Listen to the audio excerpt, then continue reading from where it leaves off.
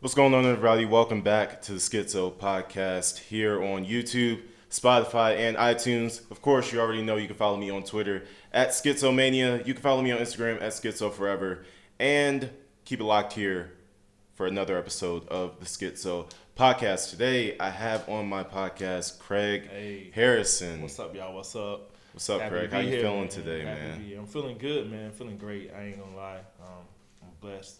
Happy to be here, though. You got on a fresh fit today, man.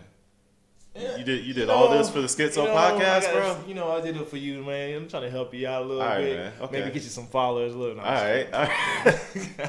Okay, so all jokes aside, today's topic is one that really needs to be talked about a lot more. Today we're going to talk about mental health. This is a episode that I've been planning for a while. It's one of the first episodes I thought about when I was thinking about making the Schixo podcast, and now the time has come to talk about it. And the reason I have Craig on here is because I know that, number one, you've lost some people to mental health problems and suicide, the things that come with that, and you've also had your own Of course. your own problems with like mental health and feeling down and depressed sometimes. Yeah. So I wanted to first of all get a little bit of your story about the things that you've been through with somebody around sure. to help you along the way, and what do you feel like could have been done differently to help you maybe get out of it quicker, or even now still, if you're still dealing with it, to help you get out of it, what do you think that society could have done? The main thing is, man, like everybody needs to be aware of what's going on with their friends, their families, their loved ones, whatever it is that people go through on a daily basis. Sometimes it hits harder to other people than it does most of the normal individuals. But the main thing is to make society aware that people are dealing with issues daily and they go about their day without us even knowing. You know what I mean? So it's just like a closed book. You're like, hey, man, how you doing? You can go about it that way and they not say anything. That was kind of my case. You know what I mean? Yeah. And for me, my story, I was going about my day like nothing was going on. I mean, inside, I'm dying inside.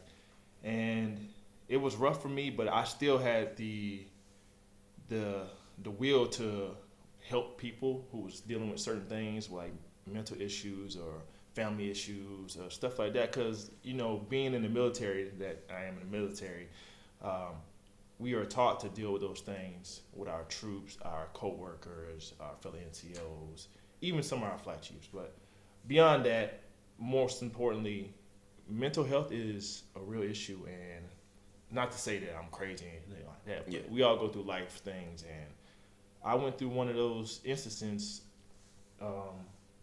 recently over the last year and a half, because I was dealing with a lot of stuff, a lot of separation from family, a lot of work stress, a lot of relationship stress, and I had a breakdown. And not too many people knew about it. I had a couple friends that knew about it. I think you came and you talked to me about it. It Yeah. caught me off guard when you Yeah. talked to me about it. I wasn't expecting Exactly. that conversation that day. Exactly, man. But I was glad that you had it with me, because I was like, okay, Yep. now I get it. We were serving in AWA together, Yep. and I was like, okay, well, if he's going through this, let me try to take a lot of this workload off of your shoulders. You don't know who to talk to, man. And Yeah. It just so happened it just came out you were there. Yeah. It's unfortunate that you were my victim. No, but- it is. Nah. It's all good though, because sometimes like that stuff like that happens for a reason. Yeah, man. And if you felt comfortable enough to come and talk to me about something like that, that means I'm doing something right, and that's a good Exactly, thing. man. Like you're very approachable. Like you got good communication skills with people, and I can tell like people when I talk to different people maturity levels, and you're a very mature dude, and I really appreciate that for you being there, even though you didn't know it was coming. Yeah, man. No problem. That right hook, but yeah. yeah, man. Like I said, like me talking to you for that time frame and just getting it all out helped me. And honestly, if you weren't there, man, like maybe it would have got worse. But not to say the least, it did get worse. That was just a short burst, and really, one of my supervisors actually like saved my life, and I really appreciate him. I'm not gonna say no names, but he know who he is. Shout out to him. But yeah, man, people deal with a lot of mental health issues, and they have like going to create like suicidal thoughts and stuff like that. And we all have to be aware of that some way, somehow. Always ask how people's doing. And that's the main thing that my supervisor did for me. He always asked how I was doing. He knew I was going through some stuff, and I always denied it. And one day he's like, you know, man, I'm not okay. And he was like, you know what? I can see that. We'll get you some help. So, with that, getting kind of emotional, but I'm gonna stay fit. It's a no filter podcast, man. It's a no filter podcast. Like the reason that I have people come on and talk about this type of stuff is because, like, you know, I feel like in past generations, that it's been something that people would tell you to sweep under the rug or just, you know, don't tell anybody about it and stuff like that. Or people look at you like you're crazy, like you were saying earlier, like you associate that word mental health with crazy, exactly. And that's like an old generation idea. Whereas we're moving into a new society and a new world now, where people are really starting to look at this thing, and they're starting to take it a little bit more seriously. I know personally, I used to be stationed down in South Carolina, Shaw Air Force Base. Oof. And there's been a lot of suicides down there. That's a rough place this year, yeah. And not to be insensitive, but I'm not surprised whatsoever. I'm not surprised whatsoever that that's happening, because when I was there, I understand the workload, the idea that Shaw has of do more with less, and how that could take a toll on a lot of the troops. And this was like the most recent one was a second lieutenant. That kind of surprised me, because sad. I don't really know about the lives of officers and what he was dealing with. I don't know if it was work stress or like personal. But you know, like that kind of surprised me a little bit just because of his rank. But I guess that just goes to show you it does not matter. Mental health has no rank structure. It has no rank structure. Anybody, you're a human. It can hit you. Like, you never know. And people just gotta realize, man, if you're feeling down, depressed, or whatever it is, man, reach out. Like, talk to a family, talk to a friend. Like, just like I did with you, just randomly spit out something. And everybody, yo, we need to get you some help or something. You know what I mean? So, but yeah. Well, with that being said, you talked about, like, you know, your supervisors, you know, you had work stress, social stress too. Do you feel at any point that your leadership failed you in taking your problems seriously? Do you feel like anybody above you, when you brought it up, was not receptive to it, or wasn't really that quick to help you out? Or do you feel as if the response time was adequate?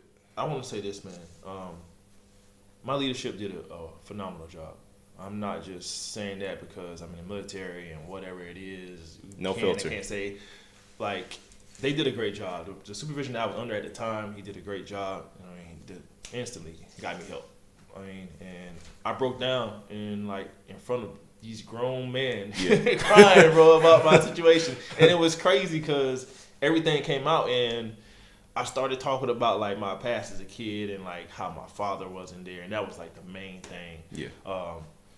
We all know that dads sometimes have a different route, and they're not always there. I mean, but for the fathers who are there, man, shout out to y'all. Keep doing what y'all doing and stay in your kids' lives and so on and so forth. But yeah, I went to crying about that stuff, and they did a good job, man. They, like, gave me options, like, blah, blah, blah. We can do this, you can do that, you can go here. And I was like, I'm not trying to go to a mental health tough, you know what I mean? And it's like, we think you need to go, you know what I mean? And I was like, nah, I'm gonna just tough it out. I've been doing good, and it turns out I wasn't doing good because I was in that dark place. I had lost weight. I wasn't eating, so on and so forth. And people don't know. People didn't know. Yeah, you didn't look like that. I didn't show it. Because, I mean, you're a tall, like, muscular dude. So, like, I appreciate that. You know, to know that you were losing weight, I'm like, wait, what? You were losing weight? Like, how big did you used to be? Jesus Christ. I was at 230, like, not all muscle. I wasn't fat, but I was pretty good size. And I went down to 205. Jeez. In less than, like, 2 months. And that's without, like, really exercising. So that lets you know, like, stress, depression, and stuff like that, mental health can have a serious effect in your life. And my family was concerned, but the sad thing is about that, I cut them off. I cut everybody off and tried to fix it myself. Yeah. Because I felt like I was the person, I was, like, toxic to everybody. So I tried to cut everybody off and fix it myself. Like, you know what? Just fix yourself and deal with it the way you're gonna deal with it. And it wasn't working, man. And so my supervision, I just reached out one day and broke down crying, like, yo, I need help, and they got me help. So shout out to them. Shout out to the Air Force. I appreciate it. How exactly did they help? Did they like lighten your workload, or did they just give you somebody to talk to, or did they lead you in the direction? Uh, they gave me a little bit of time to myself, time off, and they checked in on me a lot, and they pushed me in a certain direction I didn't want to go. I was kind of like fighting the whole way. Nah, get off me, like throwing left and right. You know what I mean? But they kind of pushed me in that direction, and they like say, man, look, you got an option here. I suggest you take it now. You know, I said, you know, it's not, maybe somebody will listen to me. And that's all I want to do is be understood and somebody to listen to me, listen to my side of the story and what I was going through. And they pushed me in a direction and it helped and worked out. So what do you think, you know, because obviously not all situations have been handled as well as yours has. Yeah. But what do you think could be done better? Like us as a military community, what do you think we could be doing better to help each other to stay away from the suicide route? Because you know, I've seen a lot of complaints online about these resiliency days.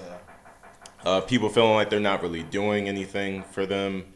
You know, the 5Ks and stuff like that they're being forced to run. I do understand. I read somewhere that the reason why they're doing the 5Ks is because apparently running helps release like a chemical in your brain that helps fight off mental instability, which, you know, seeing that, I'm like, okay, I understand. But do you think that the Resiliency Day in its current form is like the most effective way to deal with this? I apologize for that background noise. Somebody's hitting something with a hammer. Bam! They knew I was coming today, so it was like, yeah, just knock the wall.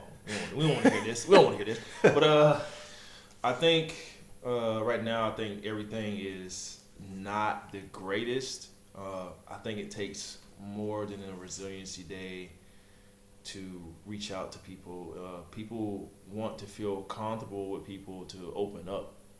And I say that a lot when I'm like in my shop and I talk to people and I'm like, yo, I'm real chill. Like I'm super, people know me, I'm chill. I'm like one of the chillest, like higher ranking, you know, sergeants in the, like my shop, you know, or around base probably.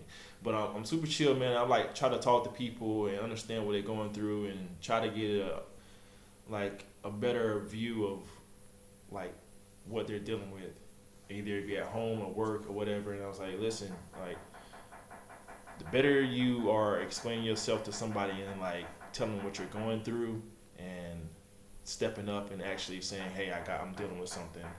And don't be afraid to like go to somebody else. You don't have to go to your like mainline supervisor or anybody like that. You know what I mean? Go to somebody you're comfortable with, and then they can go to somebody else and somebody else. I've helped multiple people. Like I'm not even in the shop. I was in different shops and they'd come up and talk to me. I'm like, yo, and I go back to the shop. I'm like, yo, y'all need to deal with this dude. He's got some stuff going on. Yeah. Like, you know what I mean? So as a whole, they just need to listen to people. Like, not to say that people are super sensitive, but it is a different Air Force these days.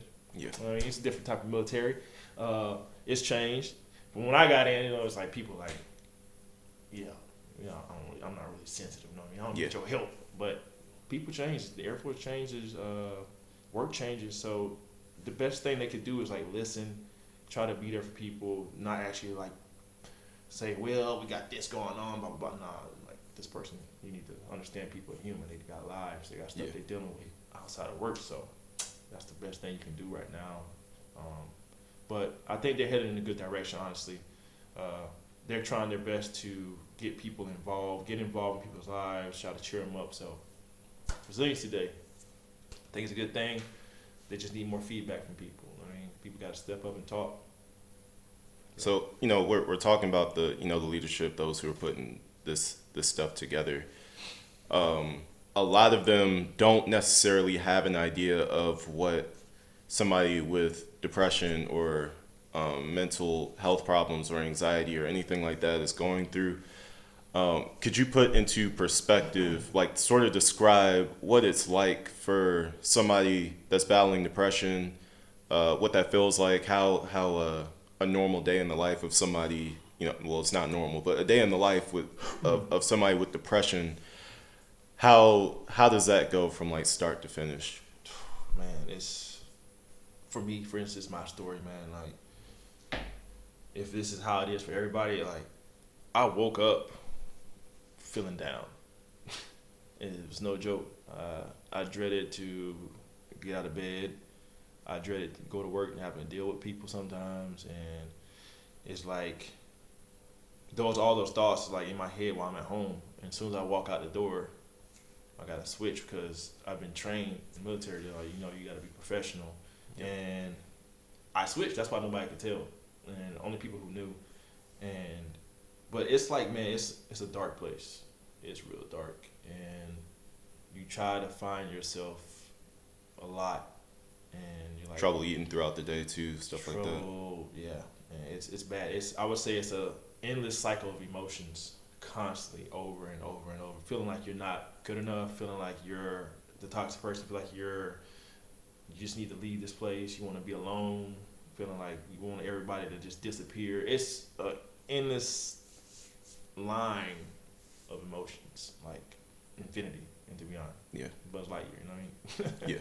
yeah. I think a lot of people have probably had their own experiences with it. It just hasn't been as long. Like they might have experienced it for like a day or two, and they don't recognize that as like depression. They see that as a sadness, but that's fair. But imagine that sadness constantly attacking you every day for like a year, 2 years, 3 years. Like just imagine dealing with that long term. And to those who say that you should just snap out of it, you say what?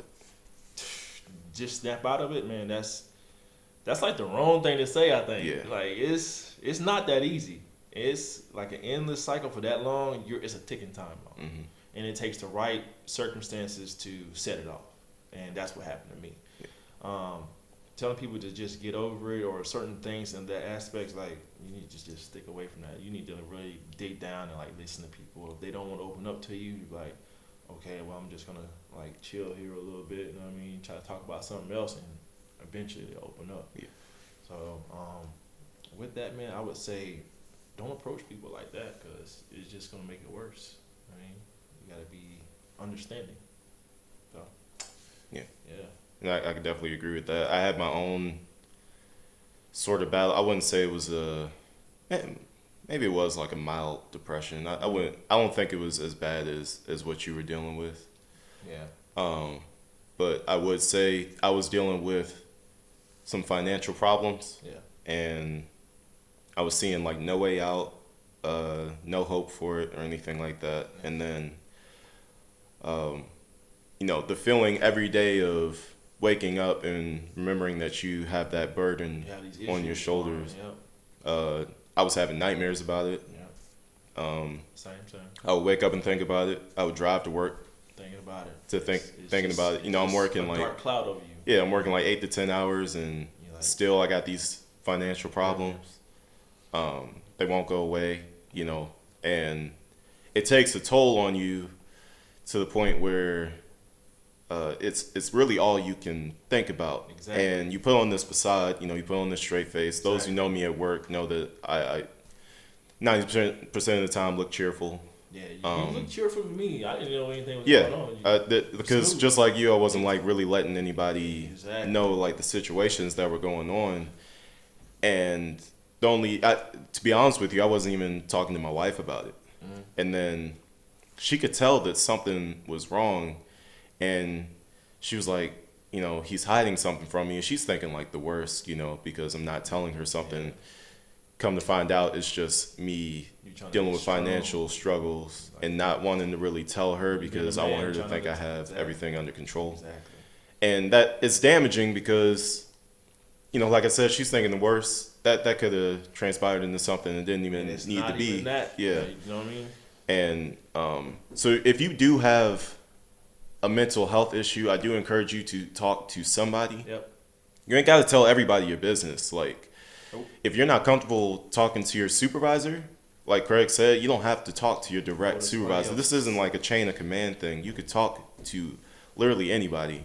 Or not talk to anybody at all. Yeah. I mean, but that's the bad route to take. That's a bad route, but you have certain programs available to, Yeah. to talk to people. You don't have to talk to people that's in your shop. That's what Yeah. I meant by that. So. Mm-hmm. Yep. So even if you need to call a family member back home and talk to them about it, or you got a spouse, communicate with your spouse, like talk to them. Like as soon as I talked to her, things started getting better. We started figuring out things together. We started working through the problem together. So instead of me trying to be Superman, exactly, I had my Superwoman right next to me, and shoot, we're the Justice League now. We're stronger together. Exactly. And it's I don't know. It's not the easiest. It's not the easiest subject to talk about, or the easiest subject to find a solution to. Obviously, it's not. There's so much stuff that's involved with it too, man. Yeah, it is. It's like a mixture of like mental issues. Some people dealing with social issues. Some people dealing with depression, drugs, etc., etc. It's a chain of stuff that can be affecting these people. So, like you said, finances, different thing. Same mental issues. I mean, it can have an effect on you no matter what it is. You just keep. It's a burden. So, yeah. Well, for those of you who are not struggling with any mental health issues, or at least you don't think you are, I would really encourage you to make yourself more available to those who are.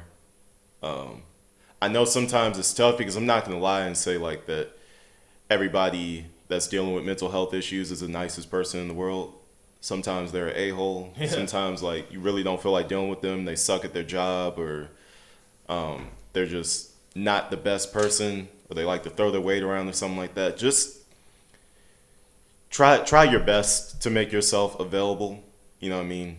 None of us are perfect, and none of us are going to want to talk to every single person. I understand that.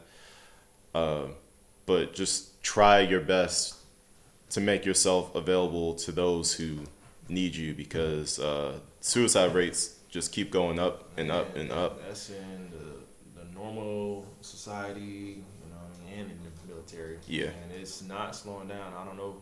Maybe it's something in the water. I don't know what's going on. I don't know either. It's not looking good, and people need to step up and start taking it seriously. Yeah.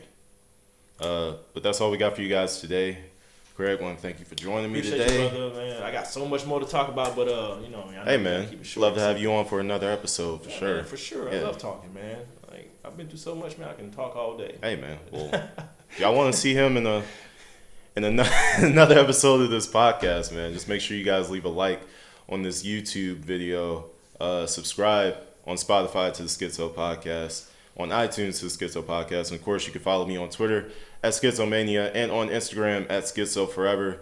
And I will see you guys in the next episode of the Schixo Podcast. Peace. Peace.